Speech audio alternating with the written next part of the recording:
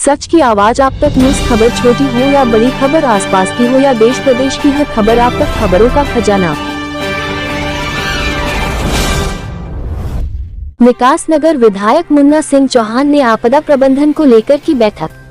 Monsoon आने वाला है और उत्तराखंड में हर वर्ष जल भराव, भूमि कटाव की समस्या देखने को मिलती है और पहाड़ी क्षेत्रों में पहाड़ से मलबा की सड़कों पर आ जाता है और पहाड़ों से पत्थर भी गिरते हैं और लोगों की जान को खतरा बना रहता है, जिसको लेकर विकासनगर विधायक मुन्ना सिंह चौहान के द्वारा आपदा से संबंधित विभागों के अधिकारियों के साथ बैठक की गई, जिसमें कि उन्होंने गिरासूपेड़, विद्युत विभाग के खंभे और जल भराव जैसी अन्य समस्या को लेकर संबंधित विभागों के अधिकारियों के साथ वार्ता की और दिशा निर्देश दिए कि आपदा से निपटने के लिए पूरी तरह से तैयार रहें। स्वच्छ भारत, हरित भारत और ग्रीन प्लेस। स्वच्छ भारत, हरित भारत और ग्रीन प्लेस, ये संकल्प हमारा। इसके बारे में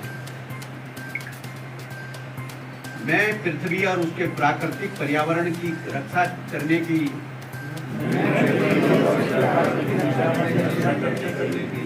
पूरी कोशिश करूंगा। मैं ऐसे आदतें अपनाऊंगा जिससे संसाधनों की कम से कम बर्बादी हो।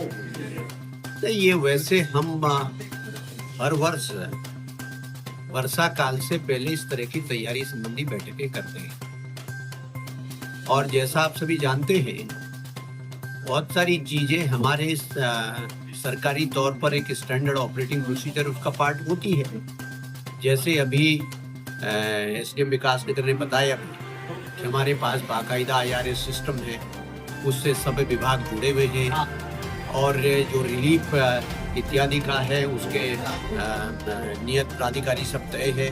एसडीएम तहसील स्तर पर रिलीफ अधिकारी है, जिले में जिलाधिकारी रिलीफ अधिकारी है, लेकिन बहुत सारे डिपार्टमेंटों से संबंधित व्यवस्थाएं होती है जो जलभराव के कारण बन जिसमें जल भराव के समाधान के लिए आवश्यकता होती है, जहाँ पे भूमि कटाव इत्यादि के बारे में होती है। कोई पेड़ गिरने वाला है जो खतरनाक हो सकती है, उसको पेड़ को हटाने की जरूरत होती है। कहीं बिजली का पोल इत्यादि कहीं पर कोई सुरक्षा की दृष्टि से खतरनाक होता है, तो इस प्रकार की तमाम सारी चीजें, कहीं नाले हैं उसको चौक होते हैं उसको ड्रेजिंग करने की जरूरत होती है, क्लॉग्ड होते हैं उसको खोदने की जरूरत होती है।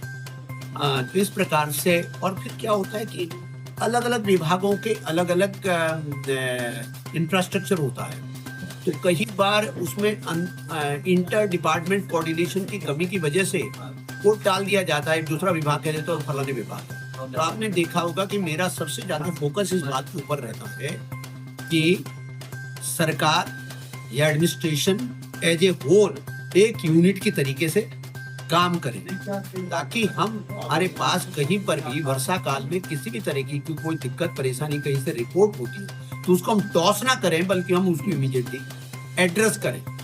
और जो संभावित जगह जहाँ पे कोई वल्नरेबल पॉइंट बोलते हैं हम, जहाँ पर कोई खतरनाक स्थिति हो सकती है, कहीं पे कोई कटाव की स्थिति हो सकती है, कहीं कोई भूस्खलन की स्थिति हो सकती है, कहाँ पे कोई नाले से कोई फ्लडिंग की स्थिति हो सकती है, कहाँ पे कोई गिरासू पेड़ है जो खतरा उत्पन्न कर सकता है। कहीं ऐसा तो नहीं है कि बच्चे हमारे जहाँ पढ़ते हैं तो स्कूल की बिल्डिंग कहीं पर कोई खतरनाक स्थिति में है, कोई लेंटर से कोई चीज टूट के गिर सकती है या दीवार थोड़ा सा अनसेफ है, तो उसके लिए हमें पहले से तैयारी कैसे करनी है, वहाँ पर बच्चों को नहीं बैठाना है। या अभी जैसा बताया गया कि अभी स्कूल कॉलेजेस है हमारे पास, वहाँ पे पानी की टंकी वगैरह है, तो बरसात में बहुत सारा वाटर बॉर्न डिजीज कंटेमिनेशन होने लगता है। तो किस प्रकार से हमने साफ सफाई का ध्यान रखना है, उसमें स्वास्थ्य विभाग को आवश्यक निर्देश दिए गए। तो कुल मिला के बहुत कोऑर्डिनेटेड अप्रोच के तहत हम उस काम को कर सके, इस बारे में आवश्यक निर्देश भी दिए गए सभी संबंधित विभागों को, और जो उनकी विभागीय तैयारी और चाक चौबंद रहे। और हमारे सामने तो इतना बड़ा संकट हमने गत वर्ष देखा है, गत वर्ष हम लोगों ने इतना बड़ा संकट देखा है कि बाकायदा पूरा यहाँ पर बिहार के अंदर जो जाखन गांव था, तो पूरा के पूरा गांव जमींदोज हो गया। इतनी भीषण आपदा आई थी, लेकिन उसमें भी खुशी की बात यह है कि हमारे एडमिनिस्ट्रेशन ने बहुत क्विकली रिस्पॉन्ड किया मैं खुद वहां पर विदाउट लॉस ऑफ टाइम में खुद वहां पहुंचा। हमारे जिले के सभी जिलाधिकारी वहां पहुंचे, पुलिस कप्तान वहां पहुंचे, डीआईजी वहां पर पहुंचे, हमारे एसडीएम और तहसील का और सभी विभागों का एडमिनिस्ट्रेशन, और जो जितना क्विकली हम उनको इवैक्यूएट कर सकते थे, जल्दी से जल्दी राहत दे सकते थे, तो किया। और यहाँ तक कि हमने तो एक रिकॉर्ड बनाया था। हम तो उत्तराखंड में पहले बने थे जिन्होंने साल भर के अंदर ही उनके रिहेबिलिटेशन का और रीलोकेशन, उनको पुनर्वासित करने का प्लान भी कंप्लीटली ड्रॉ करके और भूमि आवंटन करने का काम किया था। अब ये थोड़ा सा दुखद पक्ष है कि अभी उसमें कुछ लोग लिटिगेशन में चले गए, तो जो भूमि हमने आपदा पीड़ितों को आवंटित की थी उसमें निर्माण कार्य अभी रुक गया है। उम्मीद करते हैं कि कोर्ट से उसका भी समाधान हो जाएगा। तो कुल मिलाकर के देखो, आपदा में, डिजास्टर में, या ये जो प्रकृति का जब प्रकोप होता है, कहर होता है, इसमें टाइम में बड़ा क्रिटिकल फैक्टर होता है। कई बार तो लाइफ और डेथ के बीच में जो डिवाइडिंग लाइन होती है बहुत पतली होती है।